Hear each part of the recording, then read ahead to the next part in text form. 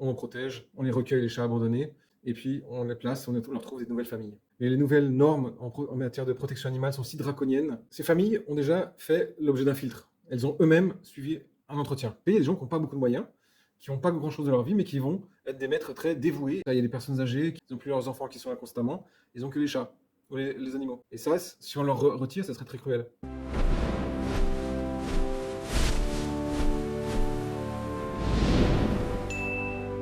Salut les amoureux des chats, c'est à vous que je m'adresse. Vous, les amateurs de vidéos pour chats, les serviteurs de nos amis à quatre pattes, les distributeurs de Whiskas et de Félix, ce message est pour vous.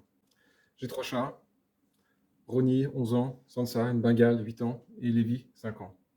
Je les aime beaucoup, et ils ont fait beaucoup de voyages avec moi, on a fait plusieurs pays même ensemble, et je les aime beaucoup. Je les aime tellement et j'aime tellement les chats que depuis 1 an, je travaille dans une association de protection pour les chats. Je suis famille d'accueil, je nourris les chats, on les protège, on les recueille, les chats abandonnés, on les soigne, on les stérilise, et puis on les place, on leur trouve des nouvelles familles. J'étais famille d'accueil, mais les nouvelles normes en matière de protection animale sont si draconiennes que parfois on se trouve dans des situations qui me semblent un peu bizarres et qui me laissent un peu frustré ou un peu amer. J'ai assisté à ça avec un chat que je gardais, on l'appelait Calisson. Il a été visité par 4 familles qui sont venus le voir et c'était presque comme un entretien d'embauche. Et à chaque fois, il le ratait. Il n'était jamais assez affectueux, si courageux, il ne se laissait pas toucher, il ne jouait pas avec. Alors qu'avec nous, il était docile, gentil, joyeux, très affectueux. Mais dès que des étrangers arrivaient, bien sûr, il avait peur. Il se cachait, il était terrorisé. Et bien sûr, il ratait son examen. Bien sûr, on a fini par trouver une famille et tout se passe bien et tout va bien pour lui maintenant. Mais ça m'a laissé un petit peu un goût amer. Ce qui est terrible, c'est que ces familles ont déjà fait l'objet d'un filtre. Elles ont eux-mêmes suivi un entretien. Elles ont dû donner un dossier, on a examiné les conditions dans lesquelles ils vivaient avant de pouvoir adopter un de nos chats. On a dû même vérifier si ce chat pouvait correspondre à cette famille. Et des profils qui étaient peut-être enthousiastes, qui étaient peut-être de très bons maîtres, ont été mis de côté parce que jugés inadaptés. Et là, ça me fait un peu flipper parce que sans doute, moi, quand j'ai eu mes chats, selon ces règles-là, j'aurais jamais eu de chat. Parce que quand je les ai adoptés, j'avais pas de travail fixe, j'étais un intermittent, j'étais souvent au chômage, j'étais entre 2 travails, j'avais un logement mais qui était pas stable. Je devais changer beaucoup de fois de lieu pour travailler, je devais me déplacer beaucoup. Et donc, selon ces règles, selon ces critères, j'aurais jamais pu devenir un propriétaire de chat. Alors que je suis un maître exemplaire, je n'ai jamais laissé mes chats nulle part, je les ai toujours pris avec moi, je m'en suis toujours occupé, je les ai toujours vaccinés, je les ai laissés se balader de temps en temps. J'ai toujours, si je devais partir et quand j'ai dû changer de logement, je les ai jamais laissés derrière moi, je les ai toujours pris avec moi. Si je devais me déplacer pour une semaine ou deux, bah, j'engageais une pet sitter. Et quand j'ai déménagé à l'étranger, je les ai pris avec moi, bien entendu. Et quand je suis revenu en France, bien entendu, je les ai pris avec moi.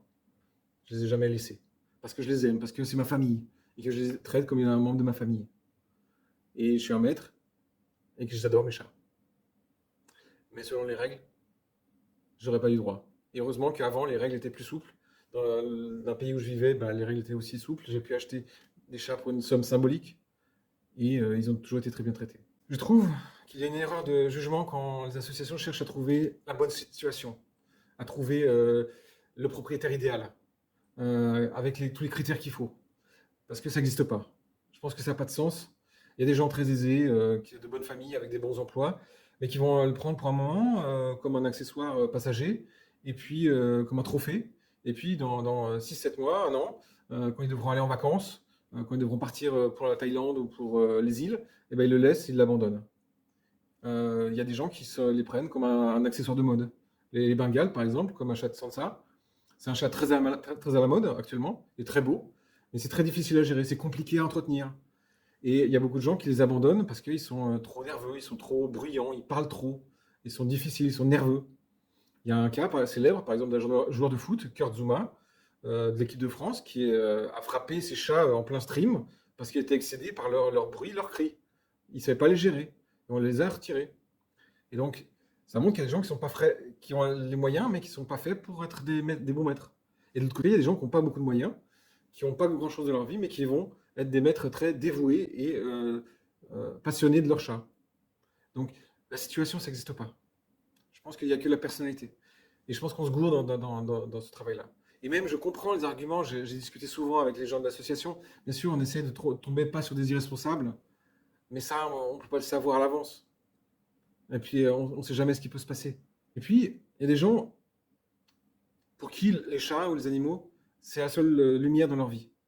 Et moi, il y avait une période où j'avais pas de famille, j'avais pas mon épouse comme actuellement, et les chats, c'était mes compagnons. Et durant toutes les instabilités, bah, eux, c'était une encre émotionnelle et un truc de stabilité. Et il y en a beaucoup qui sont comme ça. Il y a des personnes âgées qui ont que dans leur quotidien, ils n'ont plus leurs enfants qui sont là constamment, ils ont que les chats ou les animaux. Et ça, si on leur retire, ça serait très cruel. Et il y a un nouveau truc que je sens, j'ai l'impression que ça, sous couvert du bien-être animal, ça devient un nouveau truc qu'on va retirer aux pauvres, aux gens qui sont défavorisés socialement. On va leur dire, bah oui, mais vous n'avez pas assez d'argent, vous n'avez pas un bon logement, alors on va pas vous laisser avoir un chat. Et puis c'est au nom du bien-être animal. Et je trouve ça assez dégueulasse. Et j'ai peur que ça arrive, parce que ça va devenir comme avoir un appartement. Il va falloir faire un dossier. Il va falloir montrer des fiches de paye. Il va falloir montrer où est-ce qu'on habite. Si on a un contrat fixe à long terme. Si on a de l'expérience avec les chats. Si on connaît comment les gérer. On va devoir passer devant un jury. De gens qui pensent déjà à l'abri, qui vous voient comme un futur prédateur pour les chats. Qui va jamais les prendre, qui vont vous juger comme irresponsable. Et c'est très difficile de lutter contre ça. Et j'ai l'impression que ça risque d'arriver. Ça va mettre dans une espèce de tension. Ça va encore nous séparer encore socialement des gens qui n'ont pas les moyens. Et ben, ils vont encore ne plus avoir ce petit plaisir qui est la compagnon d'un animal. Alors bien sûr, il faut penser aux animaux. Il ne faut pas qu'ils tombent dans les mains d'irresponsables. Mais j'ai quand même l'impression que c'est une pente un peu dangereuse. Donc dites-moi ce que vous en pensez. Écrivez votre avis dans les commentaires. Et puis si vous aimez les chats, je vous invite à donner parfois des dons de nourriture aux associations qui sont près de chez vous. Ils en ont toujours besoin. Ou devenez famille d'accueil. Ou regardez s'il y a des chats à adopter. Et si vous pouvez les adopter. Donc voilà, abonnez-vous et puis revenez voir.